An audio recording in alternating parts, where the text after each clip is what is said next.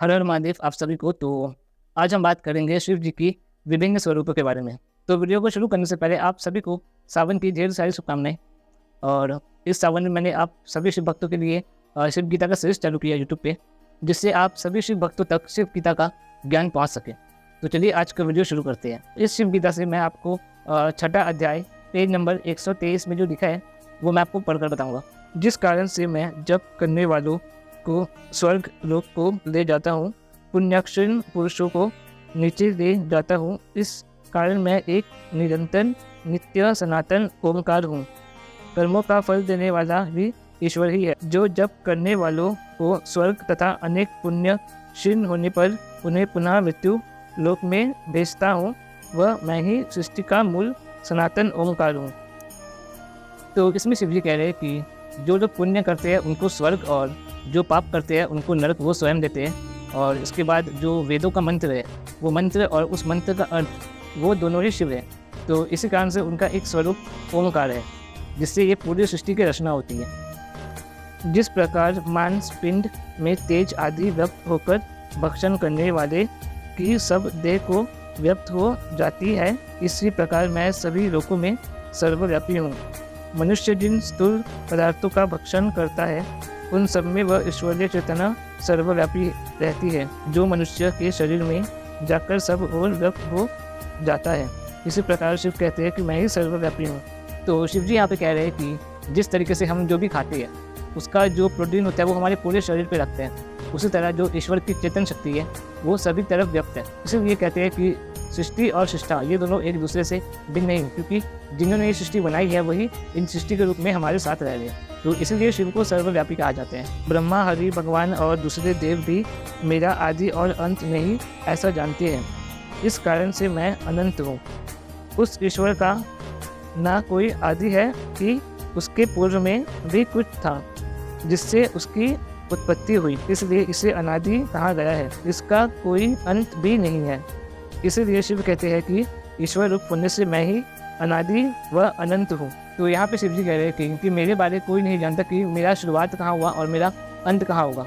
इस कारण से शिव को अनंत माना जाता है। गर्भावश जन्म जरा मृत्यु से भरे हुए इस संसार सागर से मैं भक्तों को तार देता हूँ, इस कारण मेरा नाम तारक है।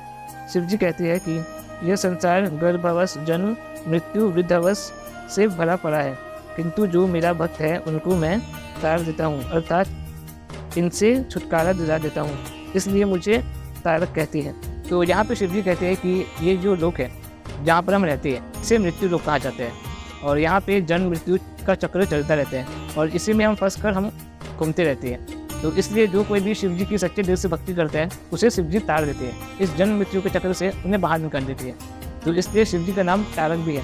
4 प्रकार के देहों में मैं जीव रूप से वास करता हूँ, उनके हृदय कांश में सूक्ष्म रूप होकर वास करता हूँ, इसलिए मैं सूक्ष्म कहलाता हूँ। उपनिषदों में उस परम चैतन्य तत्व को सूक्ष्म से सूक्ष्म तथा महान से महान कहा गया है। अनो अन्यान महाते। शिव कहते हैं कि मैं ही अपने सूक्ष्म रूप में 4 प्रकार के शरीर में जीव रूप से सबके हृदयकांश में निवास करता हूँ, जिससे मुझे सूक्ष्म कहा गया है। महान से भी महान इसलिए कहते हैं कि मैं संपूर्ण ब्रह्मांड की रचना कर देता हूँ, इसलिए यह ब्रह्मांड भी मैं ही हूँ। अगर आपने कभी क्वांटम थ्योरी के बारे में कभी सुना होगा तो आपको शायद पता हो कि ये जो हमारा शरीर है ये एक एटम का गुच्छा है, और यहाँ पे हम जो भी चीज़ देखते हैं वो सभी एटम से बनी है, और एटम न्यूट्रॉन, प्रोटॉन, इलेक्ट्रॉन और न्यूक्लियस से बना होता है। तो शिव जी यहाँ पर वही सूक्ष्म तत्वों का बात कर रहे हैं, अभी के साइंटिस्ट एटम नाम देते हैं। महाअंधकार में मग्न हुआ भक्तों के उद्धार करने के निमित्त बिजली के समान दीप्यमान निरूपम तेजरूप प्रकट करता हूँ, कारण मैं विद्युत स्वरूप हूँ।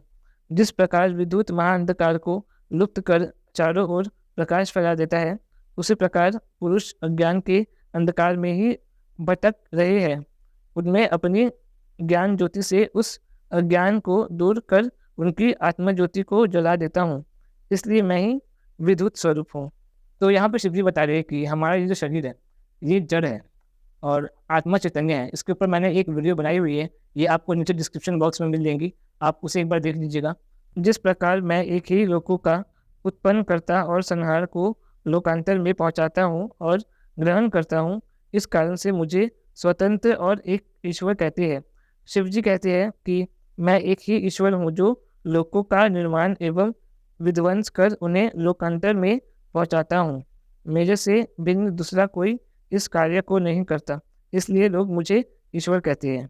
प्रलय काल में कोई दूसरा स्थित नहीं रहता, केवल मैं ही तीनों गुणों से परे स्वयं ब्रह्म रुद्र स्वरूप सब प्राणियों को अपने में लय करके स्थित होता हूँ। जब सृष्टि का पराजय होता है तो समस्त प्रकृति मेरे में विलीन हो जाती है तथा सभी प्राणी मुझ रुद्र रूप में लय हो जाते हैं। मैं अकेला ही स्थित रहता हूँ। मैं ही सब लोगों की ईशानी अर्थात सब लोगों का स्वाधीन रखने वाला शक्तियों से स्वाधीन रखता हूँ, उन पर सत्ता चलाता हूँ। इस कारण सर्वदृष्टा सबका चक्षु मैं ईशान कहलाता हूँ। भगवान शिव के कई रूप व नाम हैं, जिनमें से उनका एक रूप ईशान भी है, जिसका अर्थ है संसार में जितनी स्वाधीन शक्तियाँ हैं वे सब मेरे अधीन रहती है, उन पर मेरी ही सत्ता है तथा मैं ही सर्वदृष्टा हूँ, इसलिए मुझे ईशान कहते हैं। तो यहाँ पे शिव जी कह रहे हैं कि ये जो शरीर है ये जड़ है, इसका अपना कोई स्वरूप नहीं है, लेकिन जब इसमें आत्मा स्थित होता है तो हम चैतन्य रहते हैं। तो हम जो दृष्टि देख रहे हैं और जिससे हम देख रहे हैं हमारी आंखों से, तो वो आंख और जिसे हम देख रहे हैं वो दोनों ही शिव है। दृष्टा और चक्षु ये दोनों ही शिव है। अगर इस शरीर में आत्मा ना रहे तो इस शरीर का अपना कोई गुण नहीं है, ये निर्गुण है। मैं स्थिर और चार सब प्राणियों का सदा ईश्वर हूँ तथा सब विद्याओं का अधिपति हूँ, अर्थात सब ईश्वर शक्ति संपन्न हूँ, जिससे मेरा ईशान नाम सार्थक है। भगवान शिव के कई रूप हैं। भाव, रुद्र, ईशान, सर्व, महेश, महादेव आदि शिवजी कहते हैं कि मैं ही सर्व हूँ, समस्त चार और अचार प्राणियों का ईश्वर हूँ तथा सभी विद्याओं का अधिपति स्वामी हूँ। मैं सब अतीत और अनागत पदार्थों को आत्मज्ञान से देखता हूँ। इसी प्रकार साधन संपन्न पुरुष को आत्मज्ञान रूप योग का उपदेश करता हूँ और सब में व्यापने से मैं भगवान ऐश्वर्यवान हूँ। भगवान शिव अपने ईश्वर स्वरूप का वर्णन करते हुए कहते हैं कि मैं शरीरधारी होते हुए भी ईश्वर स्वरूप हूँ। मैं ज्ञान स्वरूप होने से भूत एवं भविष्य को जानने वाला हूँ। साथ ही जो मेरी साधना करते हैं उनको आत्मज्ञान करता हूँ। मैं ही सर्वत्र व्याप्त हूँ, इससे सब वे मेरे से ही चेष्टा कर रहे हैं। यह सृष्टि मेरा ही ऐश्वर्य है। मैं निरंतर सब लोगों की उत्पत्ति, पालन और संहार करता हूँ। इस कारण मुझे महेश कहते हैं। शिव जी कहते हैं कि मेरे कई नाम हैं जो सब मेरी विभूतियाँ को बताते हैं। मेरा एक नाम महेश भी है, अर्थात महेश, क्योंकि मैं ही सृष्टि की उत्पत्ति, उसका पालन एवं संहार करने वाला हूँ। तो महेश के बारे में मैंने आपको अपनी पिछली वीडियो में बताया था कि ये शिव जी सिर्फ संहारक नहीं, पालन करता भी है। कैसे वो विष्णु जी और ब्रह्मा जी की शक्ति को जोड़कर संतुलन बनाए रखते हैं। तो इसका भी लिंक आपको नीचे डिस्क्रिप्शन बॉक्स में मिल जाएगा, आप वहाँ से उसे देख सकते हैं। महत्व पुरुषों में आत्मज्ञान और अष्टगंध योग से जो महिमा विद्वान है और जो सब पदार्थों को उत्पन्न करके रक्षा करता है, वह महादेव मैं ही हूँ। शिव जी कहने लगे कि मेरा एक नाम महादेव भी है, अर्थात मैं सभी देवताओं से भी महान हूँ, क्योंकि मैं ही महान पुरुष को आत्मज्ञान करता हूँ तथा अष्टगंध योग का उपदेश देता हूँ, जिसे ये देवता नहीं दे सकते, तथा मैं ही सब पदार्थों को उत्पन्न करता हूँ तथा उनकी रक्षा भी करता हूँ। यह कार्य अन्य देवता नहीं कर सकते। मैं ही श्रुति प्रतिपादित एक देव संपूर्ण दिशाओं में वर्तमान हूँ। मैं ही सबसे प्रथम गर्भ में वास करने वाला, गर्भ से निकलने वाला और पीछे उत्पन्न होने वाला हूँ। मैं ही संपूर्ण लोक हूँ और सब दिशाओं में मेरा ही मुख है। शिव जी कहते हैं श्रुतियों में जिसे एक ही देह कहा गया है, शिव जी कहते हैं श्रुतियों में जिसे एक ही देह कहा गया है वह मैं ही हूँ। गर्भ में मैं ही स्थित रहता हूँ तथा बाहर निकलने पर भी मैं ही उसका पालन करता हूँ, इसलिए सभी कुछ मैं ही हूँ। मैं चैतन्य होने से सब कुछ मैं ही दिखता हूँ। सर्वत्र मेरा नेत्र, सर्वत्र मेरा मुख, सर्वत्र मेरी भुजा और सर्वत्र मेरा चरण है। मैं ही भुजा चरणों से स्वर्ग और भूमि को उत्पन्न करता हूँ। ईश्वर की चैतन्य शक्ति ही दृश्य शक्ति है, जिससे सब कुछ देखा जा सकता है। चैतन्य की ही दूसरी शक्ति क्रिया शक्ति है, जिससे सृष्टि को सभी प्रकार की क्रियाएं होती है। चलना, फिरना, कर्म करना, देखना, सुनना आदि सभी कुछ ईश्वर की चेतना शक्ति है। इसलिए शिव जी कहते हैं कि मैं ही चैतन्य शक्ति हूँ जो आदि देव हूँ। केश के अग्र भाव के समान सूक्ष्म रूप सीधे में रहने वाला विश्व व्यापक सर्व प्रकाश श्रेष्ठ आत्मा स्वरूप मैं ही हूँ। जो चतुर पुरुष मुझे आत्मा में स्थित देखता है उसी धीर पुरुष को शांति प्राप्त होती है, अन्य को नहीं। शिव जी कहते हैं कि मैं ही चैतन्य स्वरूप हूँ जो अति सूक्ष्म हूँ तथा सभी के हृदय में स्थित होकर जीव की सभी क्रियाओं का कारण हूँ।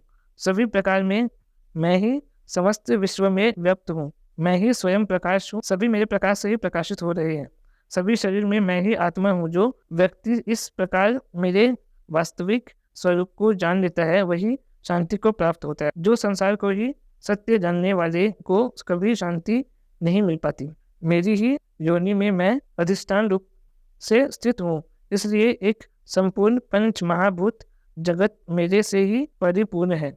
इस प्रकार मुझे ईशान रूप पुरुष को जानकर शांति को प्राप्त होता है। श्री भगवद गीता में कृष्ण कहते हैं कि मेरे महत ब्रह्म मूल प्रकृति संपूर्ण भूतों की योनि है।